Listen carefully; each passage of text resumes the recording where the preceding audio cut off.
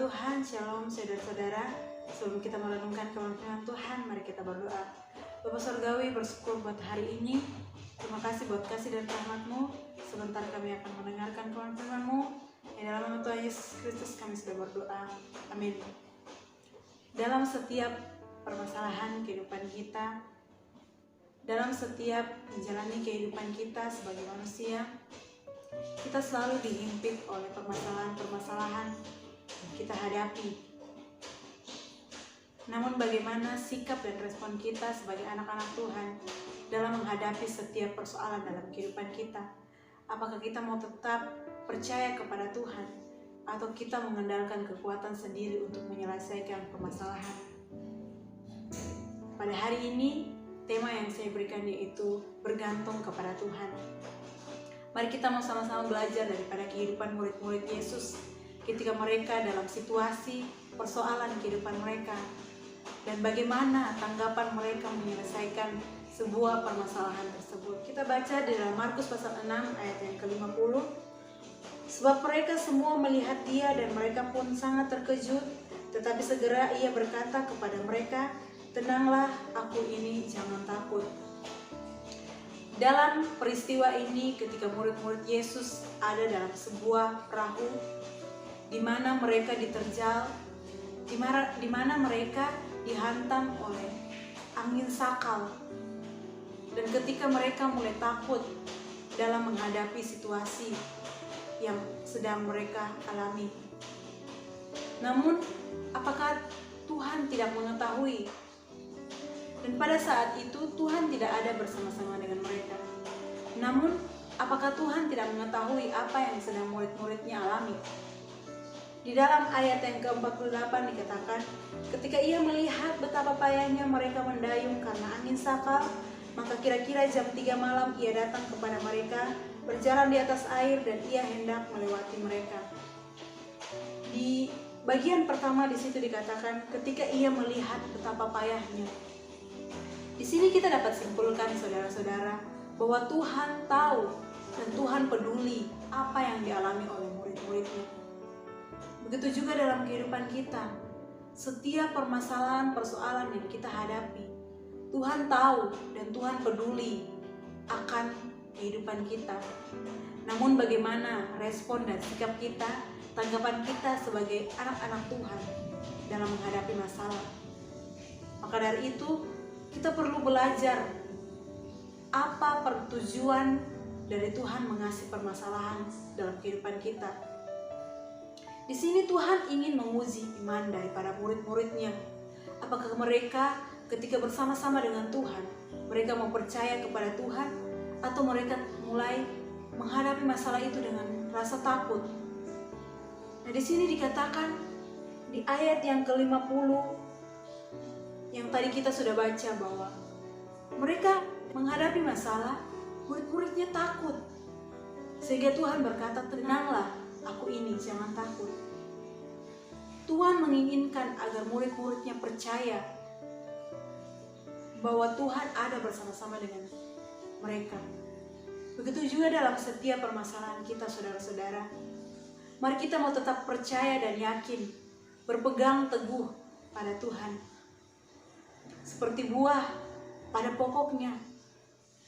Yohanes 15 bercerita tentang pokok anggur yang benar. Bagaimana buah itu tetap bergantung kepada pokoknya. Apapun musimnya, musim dingin, panas, angin, badai apapun, buah itu tetap melekat pada pokoknya. Dan akhirnya dia menjadi buah yang sangat indah, buah yang dapat dinikmati. Begitu juga dalam kehidupan kita, Bapak Ibu Saudara. Dalam setiap permasalahan musim kehidupan kita, mari kita tetap bergantung kepada pokok, yaitu Yesus Kristus.